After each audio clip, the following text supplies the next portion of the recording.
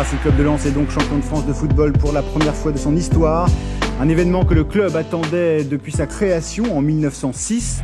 Soir de printemps en Bourgogne, Auxerre, 9 mai 1998, dernière journée de championnat. Pour devenir champion de France, le Lens de Daniel Leclerc doit faire au moins un match nul. À 300 km de là, en Lorraine, pour décrocher le titre, Metz, deuxième, doit quant à lui battre Lyon et compter sur une défaite des Lensois. Metz-Lyon, Duras renvoie mal, Bruno Rodriguez de volée, et à Metz, on a le pied alerte et l'oreille tendue vers la Bourgogne, d'où arrive la nouvelle.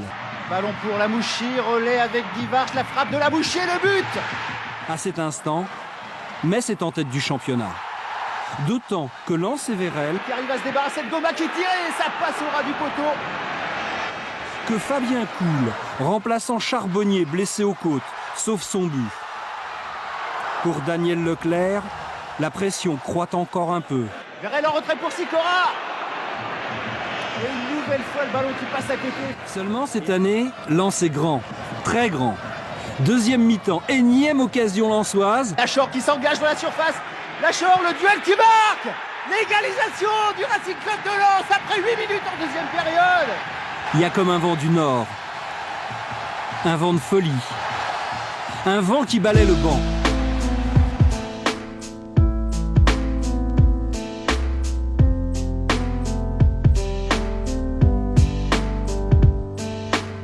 J'ai pas fermé les yeux mais j'ai frappé dans le but quoi. Et puis bon, j'ai eu la chance Vous avez vu où est passé le ballon? Je pense qu'il passe entre les jambes ou à côté, je crois, ouais. J'ai eu la chance, oui, mais bon, on s'en fout, c'est le principal, quoi. À Metz, il est au courant. Joël Muller prévient les siens. 1-1. Mais faut y aller quand même, les gars. Pour l'instant, c'est toujours 1-1. Attention, il ne reste que quelques minutes. Dégagement de Varmus, la tête du Finlandais Taino. Ça passe au-dessus, on respire et toute la défense lensoise avec et tous les supporters aussi. Monsieur Bata, il faut siffler. 30 secondes d'arrêt de jeu, on n'en peut plus. Le titre qui est tout prêt. La tête de fouet, Monsieur Bata qui met le sifflet à sa bouche et qui siffle. Il siffle la fin du match. Lens est champion de France pour la première fois de son histoire. La joie de Varmus, le Mallier, le Lachor, le buteur.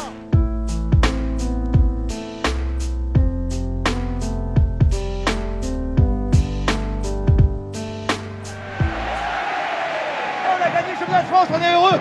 Merci à Lens, merci à Leclerc, merci aux supporters. Merci. Formidable.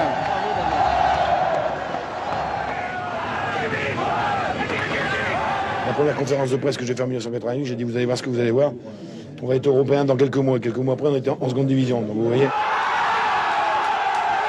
Au coup de sifflet final, c'est la délivrance. Lens va connaître la nuit la plus chaude de son histoire. Parti des abords du stade Bollaert, les supporters entament alors un véritable marathon. Ça fait quoi? On est heureux. C'est la fête, c'est super. Super, ça fait 20 ans qu'on attendait ça.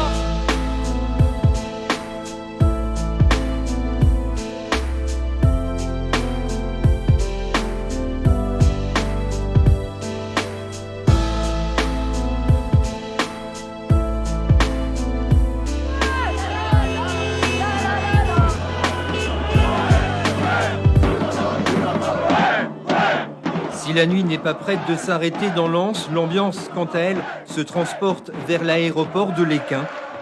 Plus de 4000 supporters sont prêts à exploser une nouvelle fois. Il est près de 1h30 du matin. L'avion des joueurs vient juste d'atterrir.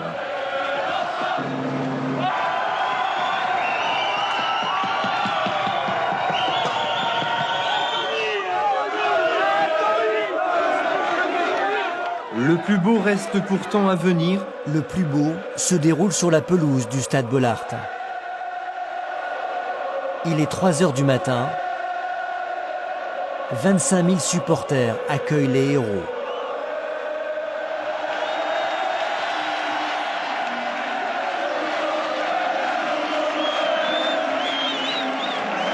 Frédéric, on ressent quoi là? Il n'y a pas de mots, c'est inexplicable tellement c'est beau. Ouais, c'est fabuleux, c'est exceptionnel. Pour nous, mais même pour eux, on leur devait ça, c'est bien. qui sont là, je ne sais pas s'ils ont une chance phénoménale, mais je crois qu'aujourd'hui, c'est toute la région qui doit être fière.